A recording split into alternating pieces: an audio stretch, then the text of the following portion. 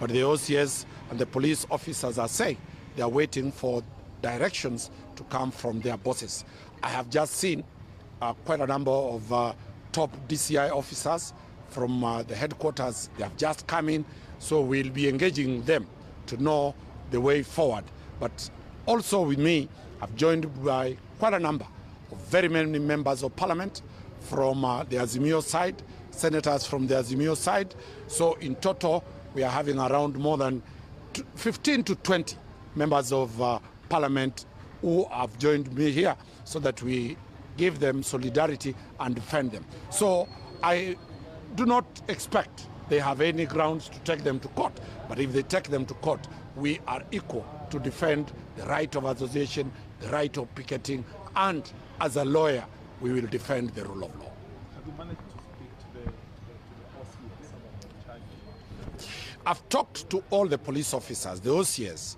He is only providing a holding ground. This is a serious crime according to them. It's the DCI headquarters that, as I've said, it is the OCS has only provided a place called a holding ground, a cell. It is now when the officers from the DCI that have come in, we are yet to know what they'll prefer against. Otherwise, it is not the OCS to provide the charge sheet. It is the DCI. How would you term the arrest? Is this dictatorship or? I was not present when they were arrested. The police have always a right to arrest everybody and anybody except the president. But the police must arrest within the law, take that person to court. If they have evidence, they take it to court. As because we are law-abiding citizens, we are telling the police, take our clients to court if you have an allegation against them. If you don't have an allegation against them, then that will be violation of fundamental human rights of the members of parliament and the two other citizens who have been arrested. What was the reason for them to be brought here in Kiambu and the demonstration? It is one of the issues that we'll be raising in court, where it is a total abuse of the police powers, where the offense was committed in Nairobi, allegedly, but they have been brought here. They will be taken, I don't know which court they will be taken. I've been in part of and parcel of these matters. They might not even be taken to Kiambu court. They might be taken to other courts all over. But that is a proper abuse of the criminal justice system, and we hope that this type of Gestapo type of arresting of members of parliament, people of honor, should stop and stop forthwith. These are not petty thieves. These are not petty criminals to be hounded from Nairobi to Kiambu, from Kiambu, nobody told, to Central, from all over. So that's what I'm saying. We expect, and that is why you've seen quite a big team of members of parliament condoning this place, because they might be taken 10, 15 more police stations before tomorrow morning, and they might be taken to courts even in Garissa or Wajir or anywhere. But that is a proper abuse of the criminal justice system, and as lawyers we will defend that, and we'll also be putting the courts in alert that let the judiciary not be used to be abused, so that people who are alleged to have been arrested at Wabera Street in Nairobi will be brought to Kiambu court. Territorial jurisdiction of a criminal offense is on where the offense happened, and that is why we are ready as defense team. Quite a number of members of parliament are also here. They can say their point, but we are ready to defend the honorable. Remember, one of the person arrested is a former serious judge, a judge of the High Court. So we are looking for that. Probably. The last one. Two of those arrested are leaders in both houses of parliament. Do you think this is an attempt to instill fear in other members of parliament? It is an attack on the independence of parliament. Remember, there has been an onslaught, a massive onslaught, to make parliament succumb to the whims of the executive. Going for two leaders, one the leader in Senate and another one the leader in the National Assembly, is a clear manifestation to instill fear to other members of parliament that if you make your noise, you'll face the same issue. But as lawyers, we will defend the law, we will defend the Constitution because it is not provided for what is happening now. And that is why we are standing firm that we have instructions to challenge any form of holding of the members of parliament, because it is an illegal act, it is uncalled for, it is causing a lot of tension in the country, and we urge the judiciary to be independent so that it does not open up a floodgate of such arrests. But it is true. It is true that they believe and they think that if they arrest 2 of our leaders, that it's going to scuttle the whole process. But they are mistaken, because each person is out here because of what they experience in their individual houses.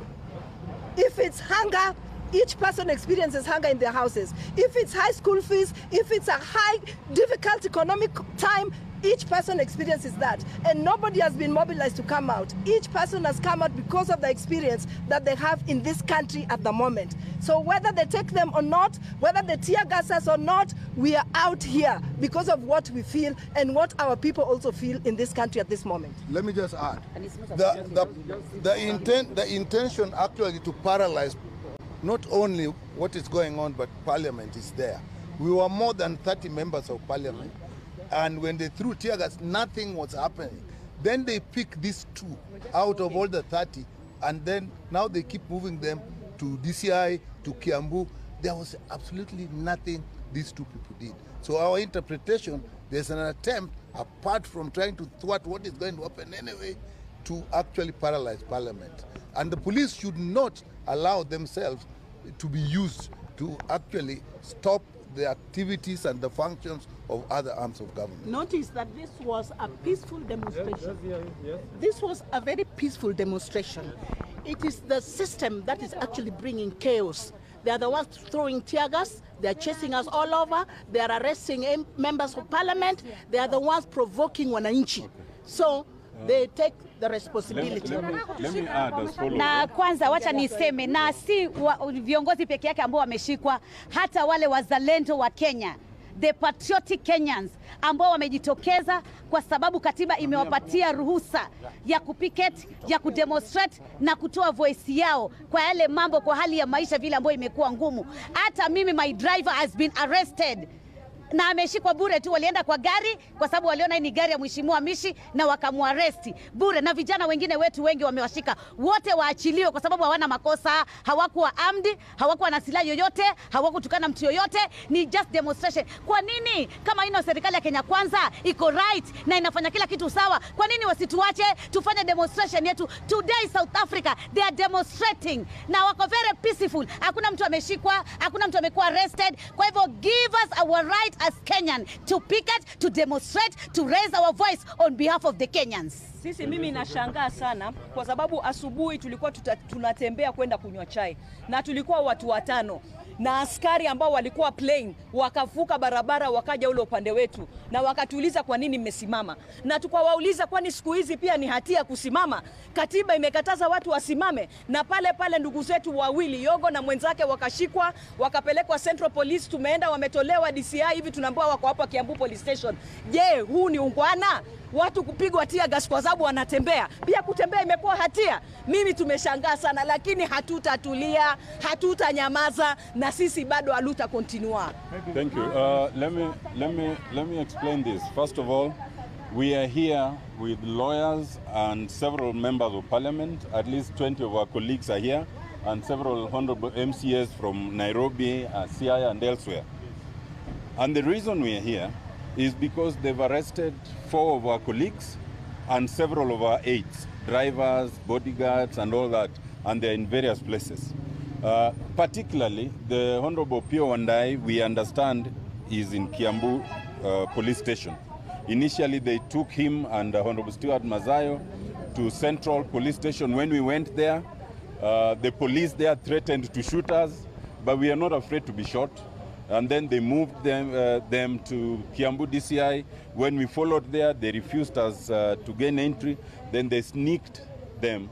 At least the Honorable Pio and I, we understand they sneaked him to this Kiambu law court. We don't know where our 3 other colleagues are. We don't know where our other aides are. Let it be clear. There is no offense that you can charge someone with who is demonstrating peacefully under Article 37. all those that they have arrested were unarmed, they were peaceful, they were just walking to demonstrate. Let it be clear that we are not afraid. We are not afraid of this regime because this has happened before. And if they want to arrest all of us, they will keep arresting all of us. And in fact, now that they are trying to make sure that we cannot demonstrate peacefully, we will make sure we call for more demonstrations. I do not think they have enough cells to keep all of us in the cells. And if they have enough tear gas, let them just use it. For us, we are going to demand that they release all our colleagues that they have detained. We are going to demand that they allow all those they are blocked. They block people on Ngong Road from Kibra. They block people on Thika Road.